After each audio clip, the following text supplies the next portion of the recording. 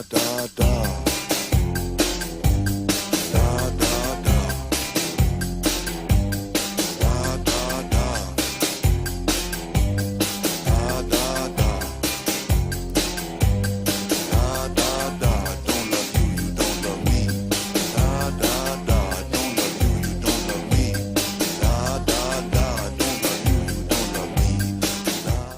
I'm Hayden Kimball. And I'm Katie Gummo. Welcome to 106 News. Well, homecoming week is just about done. Monday started off with crazy sports fans, followed by Blast from the Past Tuesday.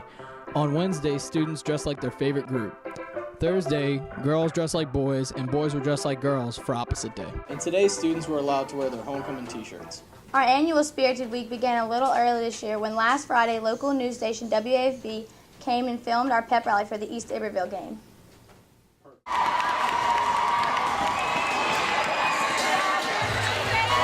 Students and faculty came decked out in green at 6 a.m. for WAFB's daily morning show. Without a doubt, the highlight of the morning was Carly Major's dance-off with Sonic's Tater Tot and Hot Dog. And just like Carly took Sonic to school, so did our football team, who destroyed East Iberville 41-8. During halftime, there was a special presentation of the 1978 Chspc State Championship football team, who celebrated their 35th anniversary of that magical game. Hi, I'm Andrew Gyro with 106 News, here with Mr. David Gyro, who was a member of the 1978 State Championship team. So, Mr. David, what do you remember most about this season? It was very memorable. We had a good team, so the competition, and it was great to be on a winning team. So, word around the campus is that if y'all wouldn't have Mr. Keith, none of this could have ever happened. Is that right? Everybody was a part of the team, but he was a big part, especially his leadership and the clowning around and joking on the field kind of made the time pass with the long two-a-day practices and stuff like that. He was always bringing the spirit. So with the Hornets football team looking to bring back another state championship this year, you got any advice for the team? Oh, man, just keep playing hard. It can happen, and, all the work that you put into it, just stick with it. Now with a 2-1 record, the Hornets look to add to the win column when they take on Delcom for tonight's homecoming game at 7 p.m. And what would homecoming be without a queen? 106's Blair Bass got to sit down with this year's court to ask them life's greatest questions. How does it feel to be on court? It feels great. It's such a good privilege. It's definitely an honor to be chosen to represent my school in such a way. I'm so happy to be on court because it's going to be one of the best memories of my senior year. If you could choose a superpower, what would it be? Probably to be able to fly. Super athleticism. Invisibility. And what are your plans for the future? I plan after high school to attend Ole Miss. I plan to attend ULM and major in pre-pharmacy.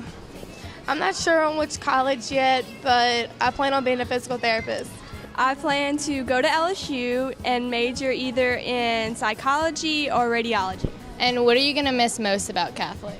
I will definitely miss the football games and cheering my teammates on in the student sections.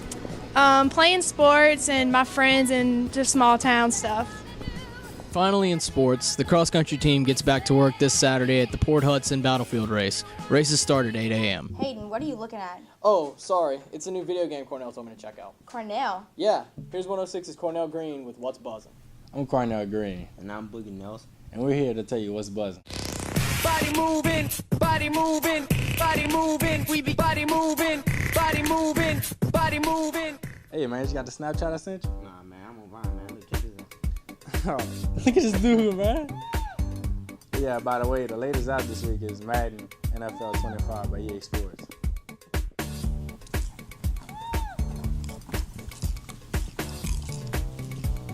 Boogie. Please stop it. Stop. Stop. Insidious Chapter 2 is in theaters now, starring Patrick Wilson and Rose Byrne.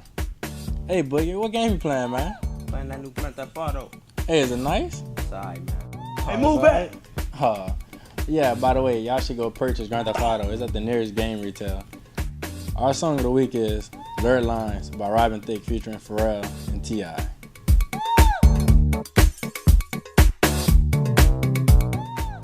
And finally today, you may have noticed some sawing and hammering behind school. That's because the renovations on our new Sister Ann Constance house are underway. Here's 106's Sarah Elliott giving you a sneak peek. Welcome to an exclusive inside look at the new Sister Ann Constance house. This house will be used as an art center, including the classes of art, mass media, desktop publishing, and an exhibition room for robotics. The school hopes for the house to be completed for after Christmas.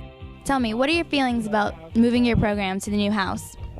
Feelings are really complicated things. To properly understand them, you would have to go with a non-associative thing, like maybe a color. I would say my feelings towards the house would be most closely related to yellow-orange. Are there any new things that you can do at the house that you couldn't do before? I'd like to be able to continue to do the same things that I'm doing now, but we will be able to do one new thing.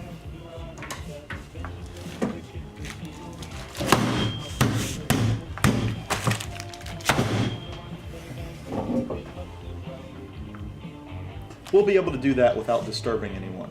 Thank you. Well, that's our show for today. And if you have a story you'd like us to cover, please contact news@catholicpc.com. Thanks for joining us. 106 News, where you hear all the buzz.